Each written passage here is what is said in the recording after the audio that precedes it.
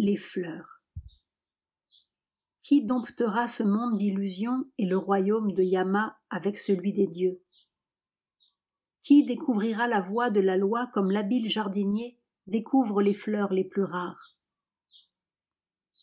Le disciple sur la bonne voie domptera ce monde d'illusions et le royaume de Yama avec celui des déités. Il découvrira la voie de la loi comme l'habile jardinier découvrira les fleurs les plus rares. Sachant que son corps est de nature éphémère comme l'écume et illusoire comme un mirage, le disciple sur la bonne voie brisera la flèche fleurie de Mara et s'élèvera hors de l'atteinte du roi de la mort. La mort emporte l'homme qui ne recherche que les fleurs des plaisirs sensuels, tout comme les inondations torrentielles emportent un village endormi. La mort, ce destructeur, subjugue celui qui ne recherche que les fleurs des plaisirs sensuels, avant même qu'il n'en soit satisfait.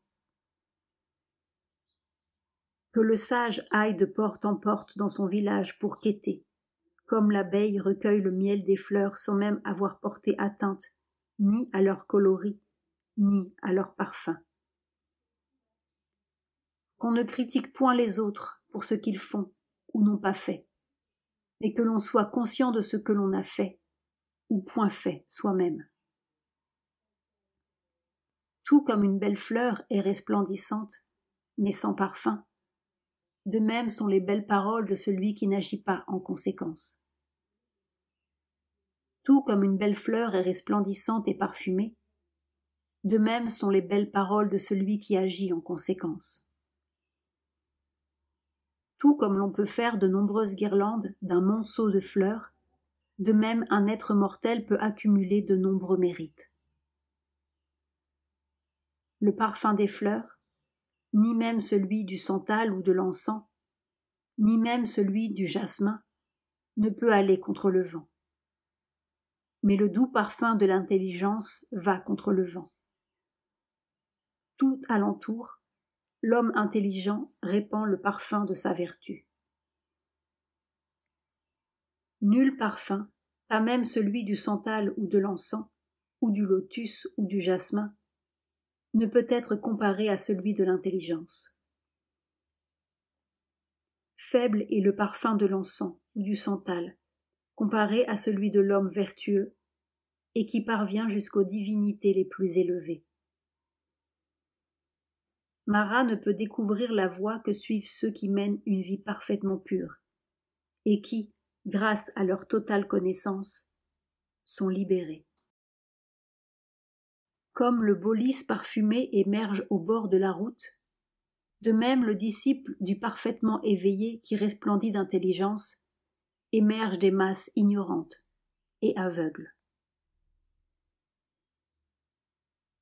Il y a ici quelques très sages recommandations. Par exemple, celle de ne pas s'occuper de ce que font les autres, ni des fautes qu'ils commettent, mais de s'occuper plutôt de ses propres fautes et de ses propres négligences pour les réparer. Un autre sage conseil est de ne pas prononcer trop de paroles éloquentes qui restent sans effet dans l'action. Parlez peu et agissez bien. Les belles paroles, disent-ils, qui ne sont que des paroles, sont des fleurs sans parfum. Et finalement, afin que l'on ne soit pas découragé par ses propres fautes, le Dhammapada vous donne cette image consolante. Le lys le plus pur peut sortir d'un tas de déchets sur le bord de la route. C'est-à-dire qu'il n'y a pas de chose si pourrie qu'il ne puisse en sortir la réalisation la plus pure. Quel que soit le passé ou les fautes commises, ou l'ignorance dans laquelle on a vécu, on porte au fond de soi la pureté suprême qui peut se transformer en une réalisation merveilleuse. Le tout est de songer à cela, de se concentrer là-dessus et de ne pas s'occuper de tous les obstacles et de toutes les difficultés et de tous les empêchements. Se concentrer exclusivement sur ce que l'on veut être et oublier aussi totalement que possible ce que l'on ne veut pas être. 7 mars 1958.